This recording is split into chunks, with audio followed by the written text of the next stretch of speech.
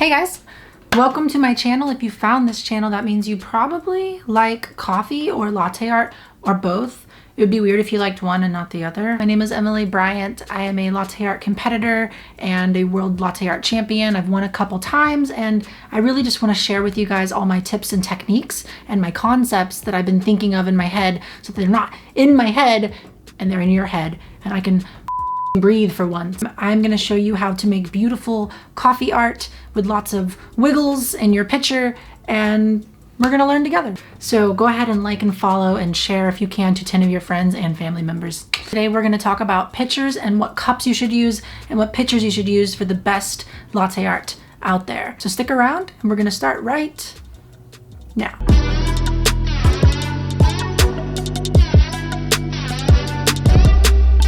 Pitchers. All right, y'all, so we have a few pitchers here. I've got a line of them right here, and we're gonna go through them each one by one and talk about what they're good for and which ones work for what type of pours you wanna do. Classically speaking, there's two types of pitchers. You have round spout and sharp spout. So why would you want to use one pitcher over another? Aren't they all the same? When we think about spouts, I want you to conceptualize them like they're a paintbrush to a painter. So a sharp spout is like using a really fine needlepoint paintbrush, whereas a round spout is using a broad, thick paintbrush, which kind of works as a great analogy because whenever you're pouring with one of these, you get broad, thick lines, and when you're pouring with one of these, you get sharp, delicate lines. And that's kind of it, but I'll go into it a little deeper. With a sharp spout, you have a narrower path of exit for your milk to come out of, which means that the stream coming out of your pitcher is a little bit thinner, which means you're gonna get finer lines and more detail in your pours. But you get a lot more flow with this spout. When I say flow, I'm referring to the rate at which milk is exiting this pitcher into the cup. This pitcher is going to have a more restricted flow because there's less area for the milk to pour out, and this pitcher is going to have a heavier flow because it's basically like the side of the pitcher. It's just going to spill out, except that it has a little bit of a dip right there.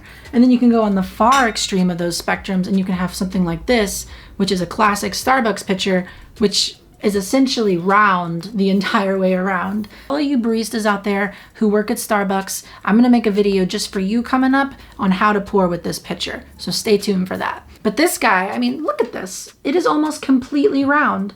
Like, that's the spout. There's very little spout right there. And so what the benefit of this is it's really good for rosettas, because when you create a wave in this pitcher, it just naturally rocks back and forth. There isn't anything breaking up that wave and making it stop. So you get these beautiful curls in your design. So I don't do a lot of free pour, like drawing monkeys or Mario's head or a dragon. But if you were to do that, a sharp spout is great because you have that narrow exit and you can get tighter lines whenever you're designing certain parts of the pour. But that's not to say you can't get detail with the round spout like this. Don't let the wideness of this spout make you think that you can't get fine lines with it. That's why I love this thing. This thing is so versatile. It can go from fine to thick and bold lines as long as you know how to control it. People think, oh, it has this heavy flow, it means you have to pour really heavy, but it's actually not like that at all. You want to pour more gently with this thing. The benefit is in how it ripples and how much color it can catch in between all of your layers. And it has a lot of control, more than I think you expect. So the next time you order a pitcher, I'm hoping you'll order one with a round spout. There's nothing wrong with sharp spouts. This is just a little more diverse in my opinion. But here's the real question. Does size matter? Yes and no. I have a very personal opinion that people should pour with larger pitchers than the cup they're using. As in, say you have this cup, this is my competition cup, this is 6 ounces, and most people would pour with a smaller pitcher because they think, oh, that pitcher will hold the right amount of milk and this cup will be the receptacle for that, right? So you have your cup here. It's full of espresso. The only way we can get milk foam on there is to get very close to the surface of the coffee. The closer you are to the surface of the coffee, the more crisp your lines are gonna be and the more contrast you're gonna get between white and the brown of your coffee. You won't get as much beige if you're really close to the surface. because whenever we pour from really high up, the liquid will sink underneath the coffee, and when we get really close, the milk foam, which is lighter than liquid because it's mostly air, will float on top, leaving behind a beautiful design. Even if it's a blob, it's a beautiful design. So that's our goal. Our goal is to get as close to the surface of the crema and coffee as we physically can. But to do that, we have to take a cup. Let's say there's espresso in this cup, and then we're going to tilt it. The reason we're going to tilt it is if we just decided to add milk all the way to the top, as soon as we're able to actually get close enough to leave a design, the cup is pretty much full, and you're only going to have enough room for a teeny tiny little heart, which is cute and great, but that's not going to win you any competitions, so let's not do that. So what you have to do is tilt your cup to get closer to the surface of the coffee sooner in the pour. Now let's talk about integration. Integration is when you take steamed milk and you add it to the base, which is your espresso base, and all you're doing is you're raising the base up a little bit and you're making a semi-homogeneous mixture of milk and coffee. The coffee isn't enough to grab onto the latte art. It'll just blob out in a nasty pool of white and it won't look very beautiful. But if we mix a little bit of milk in there and make it somewhat homogeneous, well, then we have something we can work with and we can move the milk around. The more milk you add, the stiffer it'll get, which is why I like to use a smaller cup. We have a cup, we have it tilted, we have the espresso in there, we have the milk in here, and we want to get as close as possible to the surface of the coffee to leave those crisp lines. But you have your milk in this pitcher and you've just steamed it. It's going to come to about here in the pitcher. So let's pretend we're integrating. Integrate. As soon as you want to start your design and get close to the surface of the coffee, you're still too high before the milk will start spilling out because the pitcher is too small.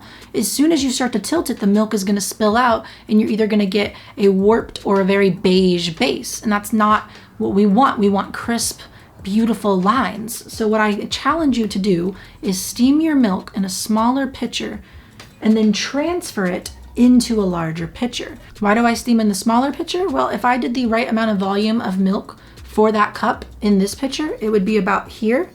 And when I go to steam it, the steam wand would just blow up the milk and all the steam would hit the bottom and create giant bubbles and it wouldn't really work. So you want to steam in the appropriate size pitcher. Keep it moving the entire time until you're just about ready to pour. The reason we do this is so that it doesn't separate because milk foam tends to float up. It is less dense than the liquid underneath it. And once it separates, it's going to be really hard, next to impossible, to get the right texture to do these delicate designs that we want to do. So you have your milk, you've steamed it, you have it swirling around. Now take your big pitcher and pour it against the wall so that we don't create any more bubbles. And then once you have your milk in here, keep it moving just the same. Just keep it moving until you're ready to pour. Now here's the real magic and why I love this technique and what makes it so beautiful and why I teach it to all my students. So you're integrating, great. Now you can stop and look with this pitcher. Because the milk only comes up to here after it's steamed, I can essentially turn it sideways before any milk comes out, which means I can do a couple things. I can start my pour way sooner without having to have a beige base. Another really cool thing is that when the milk is transferred in here, say it does stiffen up a little bit, all you have to do is rotate the pitcher a couple times and that milk is redistributed with that foam. Whereas if you had a smaller pitcher, you'd really have to work hard at getting the foam from being up here to down here, and it might not even happen for you. But in a larger pitcher, 3 rotations, we're good to go. See how beautiful that is? That concept is so cool to me. And I think it's really gonna change the way that you pour. The flow can be a little bit hard to get used to considering it's very different. You have a big path of exit right here and you're in a big pitcher, so a lot of milk is going to pour out at once. But once you learn how to dial that back, you'll see that you can get very delicate lines with a lot less effort. Say you want to ripple your base with this pitcher. Well, all you have to do in a bigger pitcher is, because it has such a wide lip right here, is you just have to give it a light rock. And now it's going to create this beautiful wave, which is way easier than wiggling a bunch of times in your cup, at least to me. And it comes out really beautiful. Okay. I need to take a breath. I need to breathe for a second. Coffee break. Okay. Slow Pour Supply, or WPM. I have been sponsored by them in the past. However, they did not sponsor this video. They did not request this video of me, and I could not speak highly enough about them. They are absolutely incredible. There's a couple things that make them so good. One, look at all the options of colors that they have. They have so many diverse different options that they're all beautiful. It's really hard to pick. And two, the company Slow Pour Supply is just so incredibly thoughtful. They send things to people who don't have them. They are always checking in on the community. You know, they really support their community of latte artists, and I love them for that. Truly, they have my heart. But another unique thing about them is this kind of tapered spout. You see that, how it's at an angle? That allows you to get deeper into the cup sooner without having to wait till later. Can you pour the same way without this tapered spout? Absolutely. But I do think this helps and gives you a little bit more control. So this is WPM Slow Pour Supply, and I have a link down in the description if you guys wanted to get one of these. I use the 22 ounce white and matte black pitcher. Really great with the round spouts if you guys go there and check that out. Now, let's move on to cups. And why do I use a 6 ounce cup with a really large pitcher? Why not use a 12 ounce cup or a 16 ounce cup? Surely you can fit more into the design, right?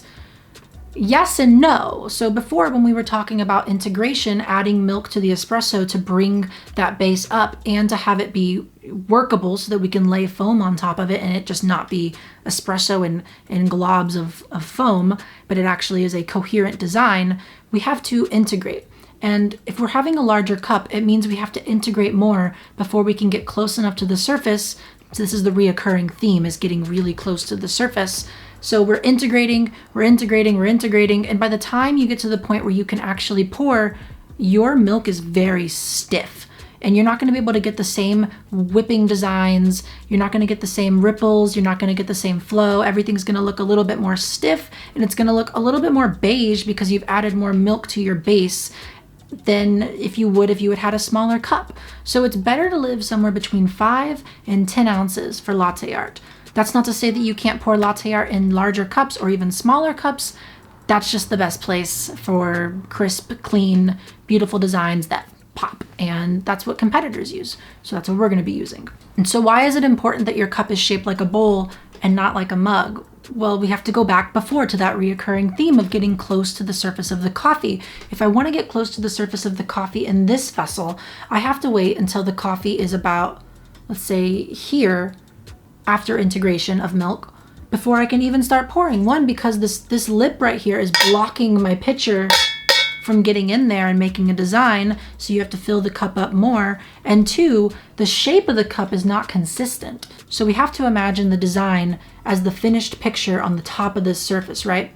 But this surface is going to change shape as it goes sideways. If you were tilting it this much and say the crema is here and the coffee is right here, it's going to be a giant oval. And then whenever you start pouring, even if you could say this lip wasn't here and you could pour, it's going to change shape by the time you finish tilting the cup. Alternatively, if you have a bowl shape, say you've tilted your bowl, you have your espresso right here, you've integrated a little bit, you've raised it up just a little bit right there.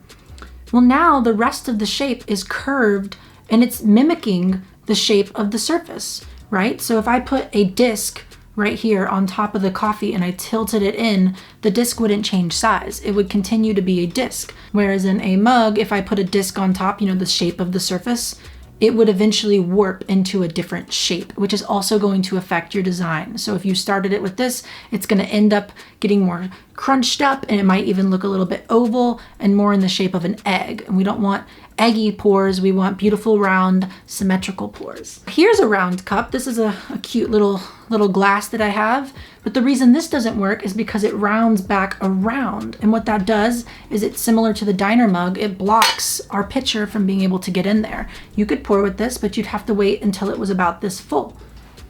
So now you have something more like this. This is a shot glass, and it's the same situation. You have to fill it up until the point that this shape, the final shape, is what you get whenever you start pouring into it, and it won't warp or change. So you can pour with these, but it's a little bit harder and you have a lot less room to work with, which is why I encourage you to buy something that is shallow in the shape of a bowl and has a top part that doesn't interfere with your pitcher. Oh my gosh, we got through that. Wow. Okay. So from what we learned in the video, just to recap, smaller is better with cups, anything between 5 to 10 ounces. With pitchers, I like to steam in a smaller pitcher, transfer it over to a larger pitcher, and then use that to pour. It's going to give you a lot more control. It's going to make your milk a lot more groomed as well. Don't go out and buy a bunch of stuff you don't need. If you already have some pitchers that work, use the pitchers that work for you. I think a lot of these tips are gonna really help you. I want you guys to use a big pitcher the next time you pour and get back to me and tell me what you think. Did it help you pour? Did it change something about your pours? Did it destroy your technique entirely? It fundamentally changed the way that I pour and the way that I conceptualize latte art as a whole. So I think it's worth trying, but I wanna hear from you guys. So let me know down below. If you liked this video, give me a like, a follow, and share it to 10 of your friends and family. That would be amazing. So I'll check you guys next week. Bye.